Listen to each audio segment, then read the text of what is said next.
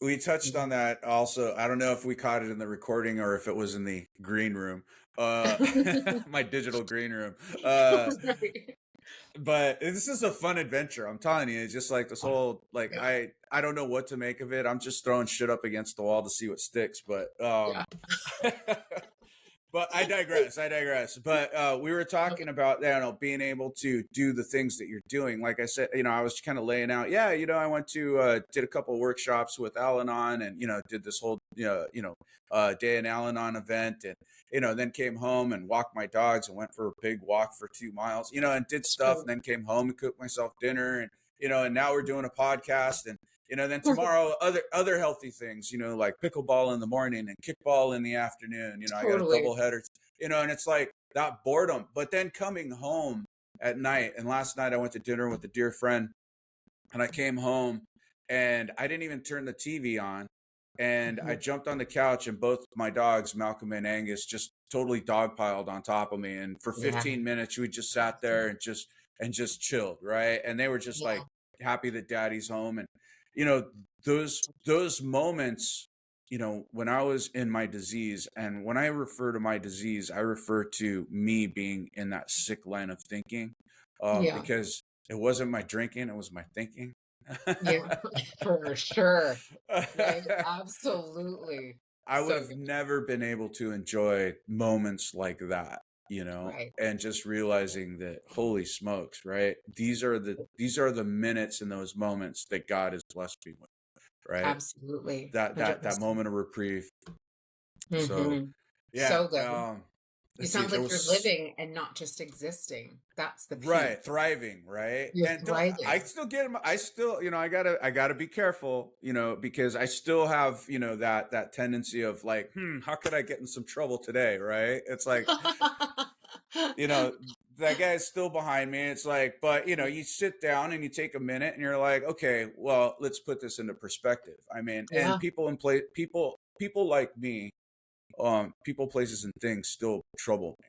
And so, Yeah. I have to take those moments to realize that when those triggers, I hate using buzzwords, but when Yeah. I feel that anxiety start to well up, or that fight or flight feeling, you know, Mhm. the lessons within the program of recovery help, Mhm. like pausing, right? Oh, And for sure. there's an acronym for that, and I'm probably going to misquote it, but it's like pause, action until serenity emerges, Oh, so good. I love that. That right? is spot on. It's so true too. So Just if have I can take enough pause. time to pause and just Mhm. chill until, and that might take 24 to 48 hours depending on who pissed me off. Oh, for sure. Absolutely, right? And like no doubt because you life is unpredictable. You don't know. But I always say, let's pause for the cause. Who's the cause? Me. I'm the cause. Oh, that's You a know good what I one mean? too. Right on. Yeah. You gotta That's pause, awesome. man. So good. Um, all right, so let's see. Self-worth. You mentioned self-worth in the book, Mhm. right?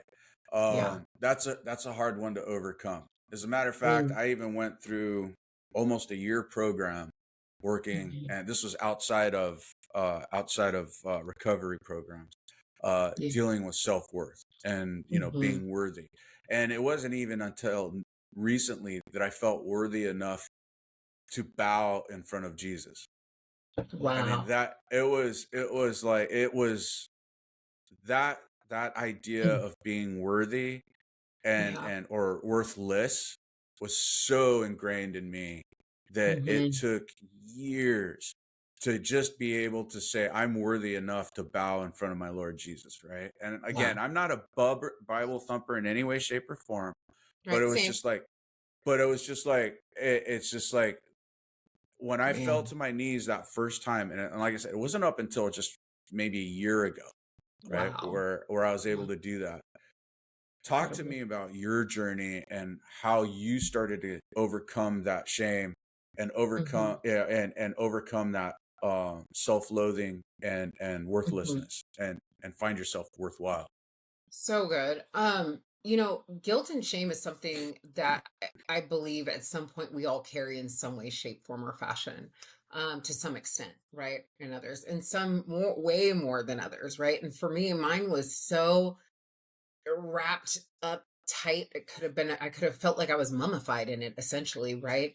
And it wasn't until, and everybody always says this thing, and you hear it, we all hear it all the time: love yourself. And you're like, well, I am loving myself. I think I'm loving myself, right? Like, How the I, fuck do I do that? that's literally what I was saying. Vince. I'm like, well, I think I am, but how the fuck do you even do that? Like, how would you even, like, what does that even mean? Right. And when somebody, they were like, well, I can't explain it to you except to say that people who love themselves don't hate themselves, don't, you know, date people who treat them poorly, don't sleep around, because they're not for everybody. They love and respect themselves, right? They go to the gym, they eat well. It's because loving yourself essentially looks like what people would tell me, or my therapist and my counselors would tell me. It looks like you taking care of you as if it was your children or somebody that you love deeply. Like, you want nothing but the best for them, right? So you don't want them dating the wrong person. You don't want them eating, McDonald's every day for breakfast, lunch, and dinner. You want them to love and respect themselves. You want to see them do well in life. That's how essentially I had to start looking at myself, was that as if I was a close friend that I want nothing but the best for. And I had to look at it that from that lens, because I couldn't do it for myself yet. Right. It took me time. And so I had to look at it as though I started to treat myself the way that I would treat my best friend. Right. And what did I want for her? Nothing but the best. And the way I would treat my children, I want nothing but the best for them. So I started to do the things that I had hoped for. And I had to write this list of all these things. My counselor gave me an assignment, and she said, I want you to write about your dream life. And I was like, yeah, okay, let me get right on that. I'm gonna, you know what? I'm like, Yeah. here I've been in my addiction all these years, and you want me to fantasize about a dream life, lady? Like, get real, right? And she was like, no, like, she was serious. She was like, I want you to write your dream life, and I want you to spare no expense.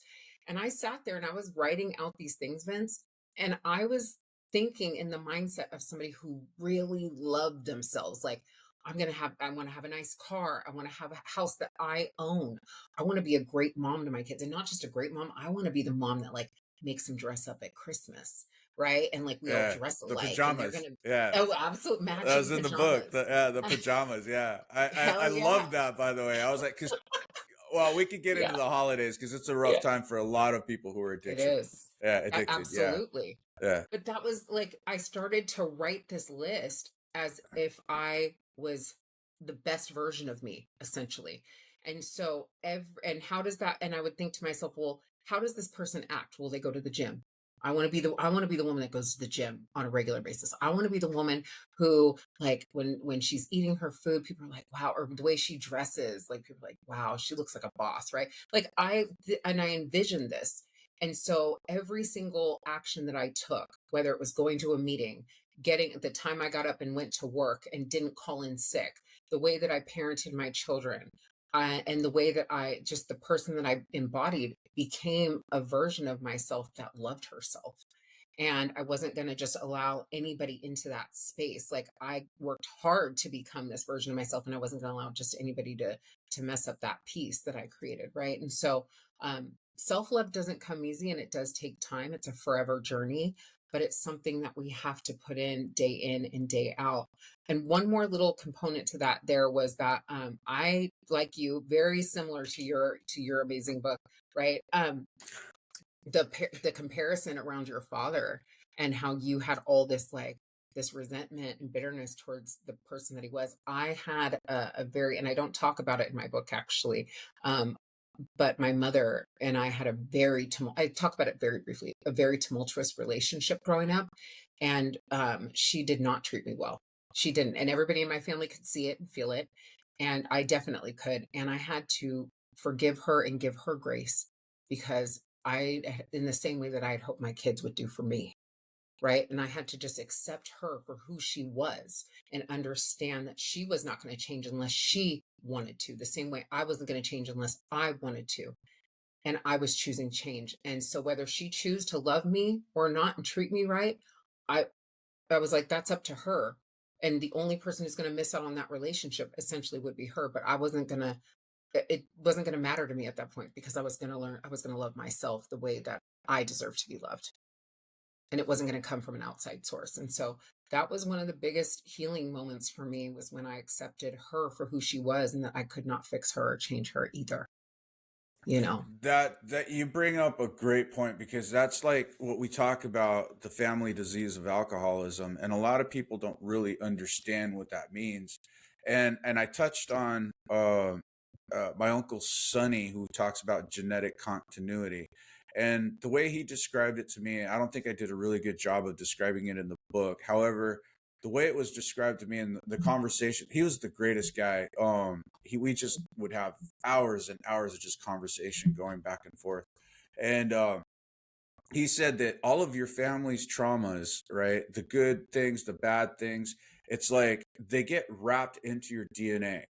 Yeah. And So true. and and so so your father's traumas, your mother's traumas, everything, from generations. And that's why I think that that chapter where I said sins of a father are passed Mm-hmm. down, to generations, So I true. honestly believe that that is. So if you have, like, for instance, in my case, my dad was a heavy-handed alcoholic, and I Mhm. grew up in a very turbulent household, probably not different from many, many other people who grew up in alcoholic homes, you Mhm. know, but that violence and that chaos is genetically filtered into me. I know that he grew up in a violent home and it got passed down to me.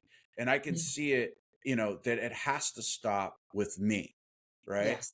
And that's, and now I haven't been blessed to have children, however, I can be a positive role model That's to the right. children in my life, like my nieces and my nephews, Mhm. and other children that cross my path. I could be a positive change, be a positive role model. They don't have to um feel authority. I Yeah. mean, it was really, well, and that had a lot to do, had a lot to do with my relationship with God in the beginning too, right? Mhm. Because it was just Mhm. the authoritarian aspect of it. Yeah. So I So I so I had to heal. And so I think I'm going off on a complete tangent, but no, coming you're doing back, great. It's good. uh coming back full circle to reconciling. I don't say forgiving my father. I say reconciling and realizing Mhm. that that genetic, or that trauma, it's like I willfully and just wholeheartedly took it on, unknowingly took it Yeah. on. Yeah. Because all of his shame, all of his hurts, all of his trauma that he just pushed down onto me, I just Mhm. completely absorbed it. Which actually, that's why I think it took 30 years to get to that point where it's like I could finally be subservient to God and Yeah. kneel down and feel worthy of being in his presence, right? Absolutely. So Absolutely. it's like it was a full circle journey, like I said, that took Mm. forever to figure out. But Yeah. again, coming back to what you were saying about, like, the past, I needed all of this to get to here. Did. It- and I needed to reconcile and forgive myself and understand that without any of that, I wouldn't be here talking to you. 100%. Yeah, 100%. And that's when people go, would you like what would you change? And I'm like, nothing. Nothing, nothing. The parts that hurt still, like to think about, is that my trauma, my stuff hurt my own children or anybody else that I loved. Because when people say, "Oh, addiction just affects me," no, no, no, no, no. 100% it does not. It affects anybody who loves you, right? That addiction affects anybody who loves you and cares for you. It affects them too, right? And so that's why they call it the family disease, right? But Mhm. we have to learn how to reconcile essentially with the past and those things and honor them for the things that for the time that we went through these things, because essentially we would not be who we are. I would not be a drug and alcohol counselor Yeah, today, right. you know. Isn't that and a and crazy miracle, though? I it's a mean, that's just miracle. nuts. Like, we We could are actually sit down living. and talk candidly about, not Right. only was I there, but like I I have an idea of how to help you get out of where you're at.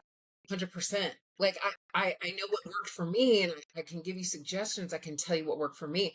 And I, because of my experience, because of my strength, because of my hope, such as yours, right? Where we talk about it, not, and we, even our own books, we're like, oh my gosh, I relate so much. Although the stories are a little different, there's a lot of similarities, right? And we have a ton of similar. As I was reading, I was like, oh my gosh, oh, that's the same. We have a lot in common, right? And Your you're first gonna chapter, just like I was like, okay, I'm hooked. right, you know what I mean? So, and it's because we have a lot of commonalities. And what is it? That our lives have a lot of trauma, and traumatizing moments, but through that we were able to come out on the other side by our higher powers grace and mercy to, essentially awaken and become the people that we are today because of it, and help as many people as possible because of it and with it. Right, I know what you're going through.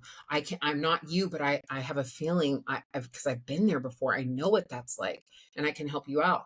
And with that, because of that, I have a really high success rate with my clients. Like, it would astound you, the success rate. My supervisors at any job I've ever worked for, counseling, always says this, and I always give God all the glory, because it was him working through me that created this version of me, right? And him in me that does this work, right? But my clients, like, my all of my bosses will say, how do you do it? What is the magic that you're sprinkling on these people? And I'm like, it's just me doing essentially the thing that they needed, which is telling them the truth. People call us white lighters or healers, and I don't heal people. I tell them the truth about themselves, and it's up to them to believe it. And it's that little spark that, people talk about, you just need a spark with that lighter. Right. You just need a spark, right? It's my spark that touches their spark, right? And that way you take two lighters, you ever put them together, right? And then you get Yeah. that fire. So that's what I do with people. And the same, you're just out here telling your truth, and I tell people the truth. And whether they choose to believe it or not is their healing. The funny thing is that the stories are similar. I mean, and I don't mean like our experiences are similar, but the Right. feelings that we've all felt are Yeah. similar. Um, Mhm. and as we continue to move forward, it's like one of those things where it's like we start to realize that we're all one and the same, Yes. irrespective of what our differences are. You had mentioned that spark, but earlier in this conversation, you were talking about, or we were both talking about, that having that spiritual connectedness. It's like Mhm. we are all connected. Yes, we are. Whether or not, it doesn't matter of whatever, where you came from, where you're going. I wrote in Correct. my book, this is where the asshole in me comes out, but I wrote in my book that every single one of us had an equal opportunity to be the greatest thing since sliced bread, and I'm Mhm. paraphrasing obviously, or equal opportunity to be a drug addict, like what's his name, god, I forgot his name, it's in my book, Biden. uh, Oh, yeah. yeah, right. And Mhm. so it's like every single one of us, no matter where we come from, but we have to realize that we're all interconnected, because we We all are. have this opportunity to be either great, or we have this opportunity to really screw ourselves up. And I 100%. managed to screw myself up 100 times over, and yet somehow through recovery, I found my way out of it, That's and the great. same for you as well, right? Yeah, absolutely. Oh, But it's not without work, right? People right. go, well, I just, because if I could have, I love a microwave society. You know what I mean? I like dinner done in 5 minutes or less, right? But right, and that's my truth, right? If I could DoorDash it, I would in 10 minutes. Mm. But the truth is that recovery and healing doesn't look like that. It's a journey that you and I are still continuing to remain on, where you're constantly growing and evolving and changing into the best and highest version of yourself, right? And that should be the goal. People go, what are your goals? I'm like, to continue to evolve and to change and to grow, right? As the lessons will change throughout time. People, we're always, and people always say, I wish life was easy and recovery was easy and look like that. I'm like, that's a flat line. You know, Yeah, that's that's what dead. happens. You're dead. I'm like, if that's what it looks like, because instead, life is going to happen. You're going to have the ups and the Right, downs, the mountains, the molehills, right? And sometimes you'll get those little moments of peace, of rest, but then you got to keep going. right, And that's the heartbeat of life. You know what I mean? right. That's what it looks like in recovery too.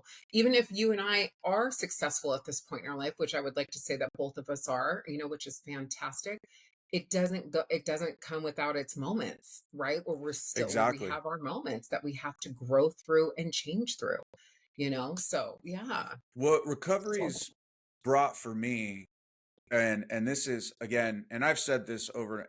AA got me physically healthy, ACA got me psychologically healthy, Mhm. and Al-Anon got me spiritually healthy. It's like I needed all three of them to kind of wrap it all together. But what's recovery as a whole has, as I don't have those extremely high manic highs that are just out of fucking control, or those depressive lows in a Right. very short, well, it's 30 years, like I said. So my life has got those little, rolling hills, right? Hmm. And the thing Hmm. is, the shoelace breaking doesn't freak me the fuck out anymore. That part.